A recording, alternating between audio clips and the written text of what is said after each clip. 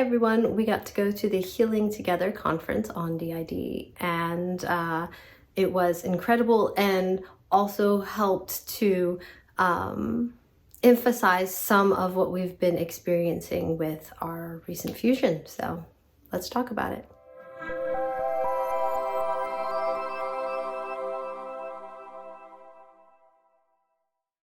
So first off, I want to say that the conference was amazing. It was an absolute privilege to get to present there alongside some very qualified people. I'm not intimidated at all.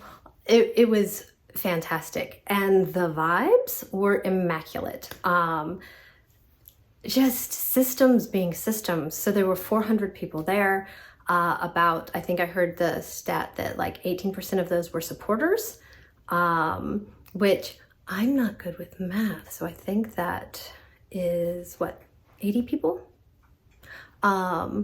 Roughly. About 200 people were people with D.I.D, and the rest were clinicians and such. And there was not any kind of distinction made between clinicians and people with lived experience.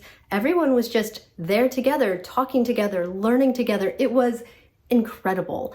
There were a lot of service dogs that I didn't pet. It was very difficult. They're all adorable. And systems just being systems, unmasked. It was a really very much a community-oriented space, and it was fantastic. So if you ever get the opportunity to go in person, we would recommend it. It is noisy and a little overwhelming, but they do also have a grounding room that has low lights and sensory toys and like weighted blankets and stuff. So they understand it can be a little overwhelming and are prepared for that. So we mentioned that this has helped emphasize some of the things that are different for us post this fusion, because sometimes like you only notice things in a certain environment. For instance, there was only one of us who could remember names, and that was E. Only E had names. Names have been a lifelong struggle bus. They could tell me their name and it would be gone 3 seconds later, no matter how many times I chanted it. The moment anything happened, somebody said anything, it's a bird, the name is gone. Man, we held on to names and it was incredible. Just to be able to have the ability to remember, like, because we would recognize faces, but the name would be gone. Just to be able to greet our new friends by their name. And I could bring up names right now. I'm so proud of myself, like names. It's the little things. And honestly, it is the little things. Another thing that was incredible was the ability to be social in social settings. So we all understand, like, you have social alters and sometimes they're not available to do the peopling. It's a real problem. But to be in a social setting and to be able to access those social skills and abilities was fantastic. They were just there when needed. Now, I have said, and I now have visual, like, confirmation. I've said it's not like we're gone. It's like we're all together. And like sometimes the one will be just more prominent, but it's not without being able to access all the rest. So for instance, there was a lot of lil vibes at this conference, but we still had access to names. We still had access to things that only certain alters could do. So while being able to be in this space of having like very much lil forwardness, there was still access to the rest of experiences and traits and abilities. There hasn't been any loss or lack. And so Jonathan pointed out something. We were in one session for all of these. So this was within 1 hour of one session. So here's handwriting. And then literally like a minute later, here's more handwriting. Different handwriting. And then we were also making notes back here. And Jonathan was like, look at your handwriting. Like, it's very, I don't know if that will change or settle down, but like, this is what I'm saying. Like, we're all still represented just together. It's not what I was expecting, but I'm living for it. Like,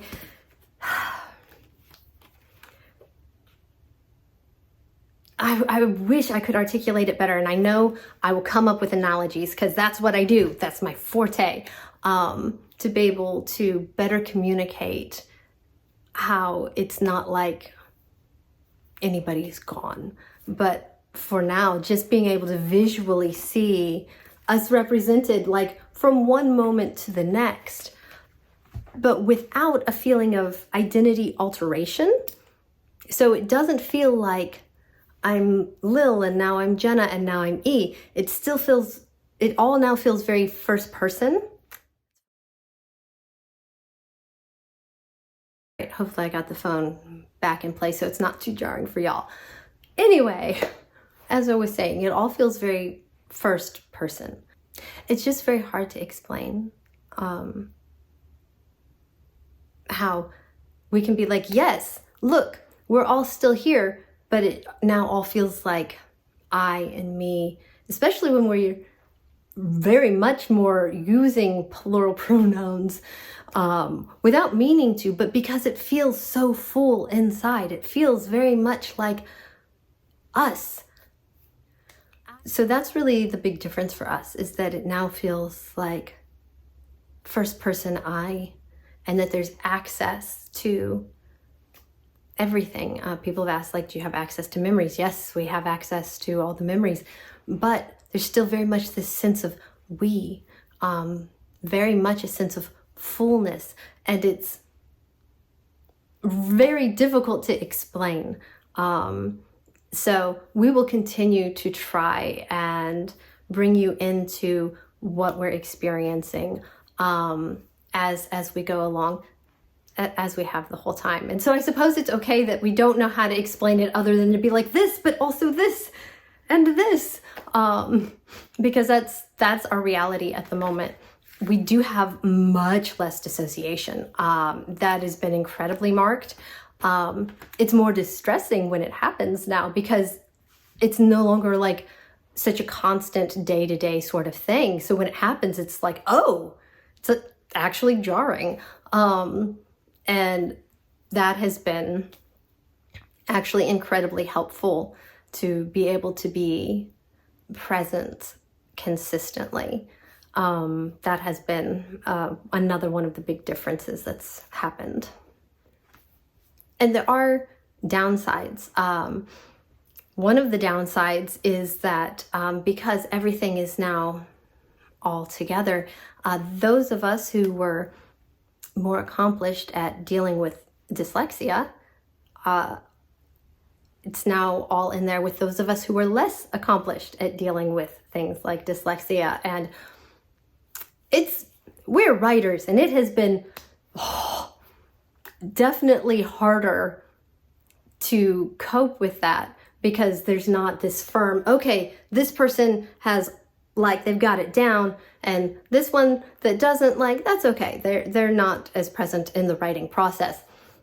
Nope. There's like, it's all in there. And so if we had here and here, we're probably like in the middle as far as dealing with dyslexia on our day-to-day. But that means it's consistently more difficult. So there have been downsides, but we figure that we'll continue to work and bring all the skills up to a level that we would more appreciate in our writing. And I'm trying to think if there's anything else. please feel free to ask questions. We did have somebody ask one and that we'll address here, but we want this to be a informational, educational space. So by all means, leave your questions. So one of the questions somebody asked online was if our experience of being what my one friend calls fluidly multiple applies not just to like final fusion, but like individual fusions where they can come together, but for if a trauma or there's a stressor where they need to be apart for whatever reason, they can come apart and after that come back together. Does that exist for alters as well as for people experiencing fusion of all the parts?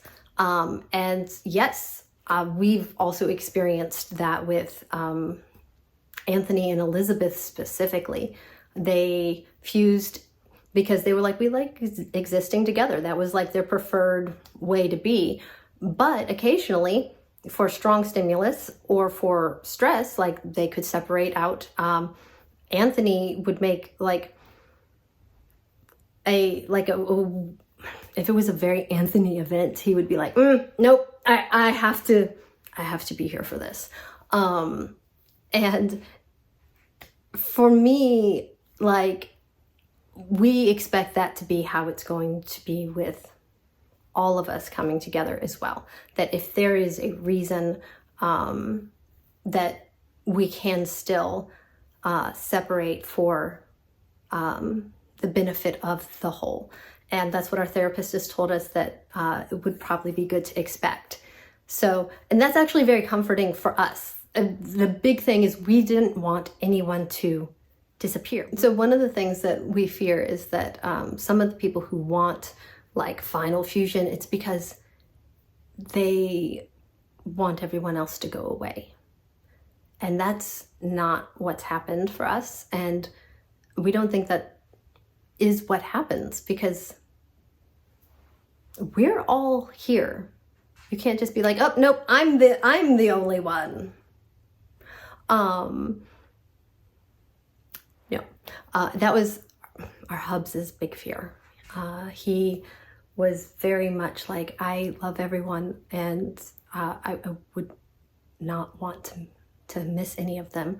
And the longer this has gone on, his response has been like, I'm so glad that's not what's happened, that I can still see everyone in, like moments in day to day, like there's these moments, oh, that's a JA moment and that's a little moment. Like he still sees everyone. It's just, there's not internal separation for us. So I hope that our trying to explain this wasn't too confusing, and we'll definitely keep you updated. Until next time.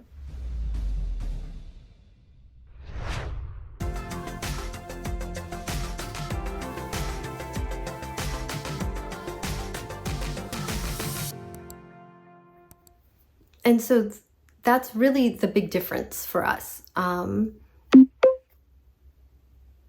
don't know what that was.